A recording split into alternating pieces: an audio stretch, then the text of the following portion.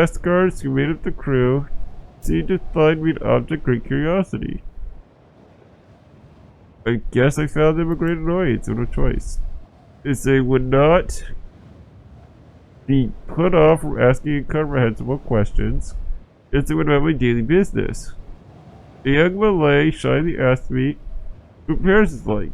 It is beautiful. It is brutal. With today's housing prices, yeah. Not so bad 1872. I said cautiously. The sand glitters like a snake. The theaters spill light and color onto the streets. The cafes are full of men and women debating and drinking endless cups of coffee. There are beautiful women and beggars all on the same street. She looked at me curiously. I took a deep breath, dissatisfied with my answer.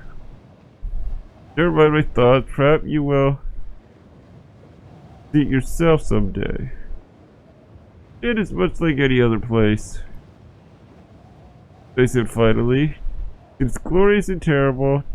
The words are incapable of truly describing it. I didn't want to go to Singapore, but we're here. Guess we're going to Australia next time. Yep, we gotta take attendance to Sir Fogg. He needs it. Today we stopped in Singapore, the southernmost tip of the Malay Peninsula. Singapore had been British for many decades, and from the harbor it seemed almost as if some little town in Kent or Surrey had been shipped piece by piece and reconstructed on this far shore. We exchanged laborers. We slipped ashore.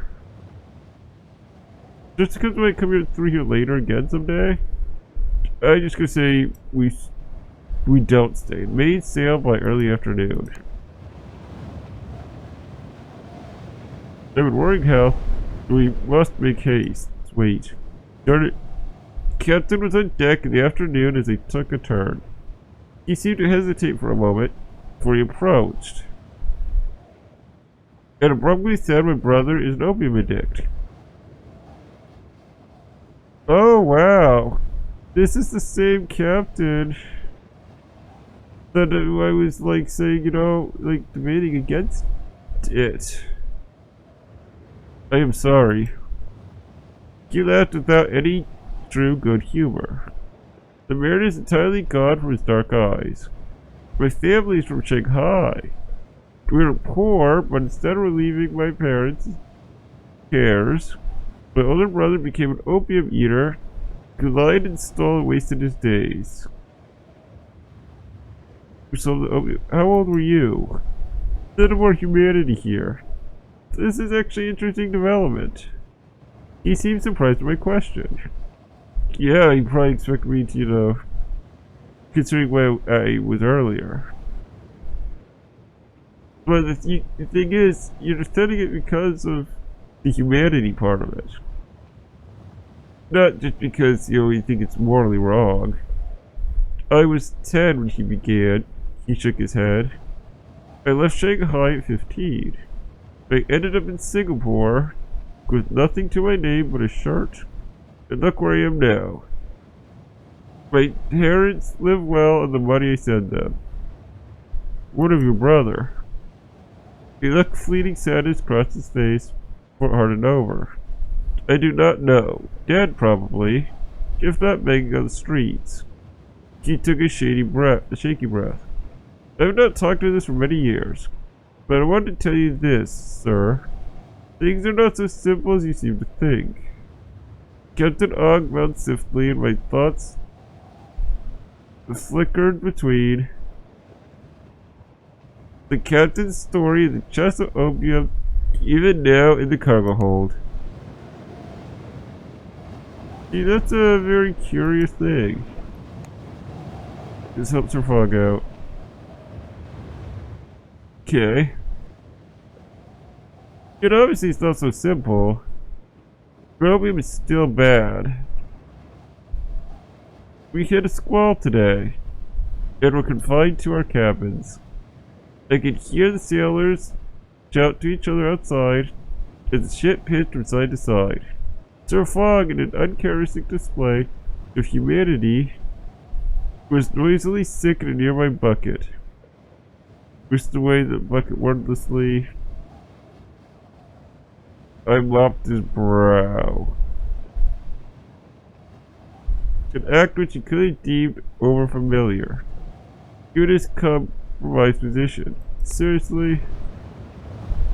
This is rather more exhausting than anticipated. Yes, we'll help you out. He's a little more comfortable. One of the Indian laborers was lying limp in the corner outside her cabin. Hello? I asked doubtfully, and he moaned. He looked feverish. Calmly and rather warm to the touch. I pulled him into my cabin, gave him a drink of water. Shukriya, he mouthed, clearly thanking me. He told me his name is Kabir, and is bound for a job at a Hong Kong warehouse. Please do not tell anyone I am sick. But why? I asked. I have a job in an app car company warehouse. I do not want them to think I am sick, weak. Please, to him. I let him stay in my room till he had recovered. I think that's right way to do it. And up to Fogg again. Get higher up on that health. The sick Indian laborer was convalescing on deck in his thin blanket when it came up. Looked over as I walked past. Careful not to make eye contact. And I greeted him warmly. Thank you for not telling one of my illness to him. I am better today. He took a deep breath. I have nothing to give you. You seem like a man in a hurry. You need to get to Hong Kong to Manila. Not really. Quickly, my uncle has an airship. Okay, maybe we'll consider it. Tell him my name and he will take you. I thanked him profusely for the information and wished him a speedy recovery. We might go to Manila. In fine form, we must make haste. We reach our destination in the promised 10 days. Quite a miracle. And one that Captain Ogg was clearly proud of. He shook our hands with great gusto as we disembarked, his eyes dancing. Good luck, he called, as I looked around the crowded, colorful harbor of Hong Kong. We're officially in the city of Hong Kong. Let's go to market. Yes, buy this. We're not going to Beijing. Or Yokohama, probably. Let's explore. Oh, here's the routes. Where will these take us? Oh, will this take us to Yokohama? Oh, Yokohama! I was looking over a bolt of bright red Chinese silk when a man accosted me. This man had a mustache so fine, so luxuriant, so well tended, that I briefly lost power of speech. I watched, mesmerized, as it quivered with his every word of introduction. It seems his name was Fix. He offered me a drink, and given that I had a few hours to spare, I could not in good conscience refuse. Yeah, come on, be nice. Basically, I'm accepting every invitation. He led me to a dingy basement, where a sour-faced Chinese woman presided over several tables, and a few couches with men and women, mostly Europeans, in various states of lolling intoxication. This is an opium den. I don't want to be an opium. I exclaimed easily.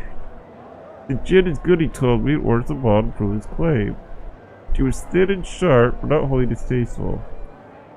We chatted amicably for a time, though I noted he kept my glass full. And not his own. Listen, he said abruptly. I am a police detective from a London office.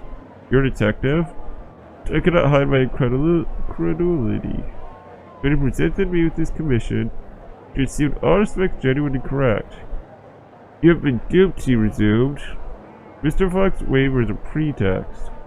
Last September, a robbery of £50,000 was committed to Jamaica, England, by a person whose description answers exactly that of Mr. Phileas Fogg.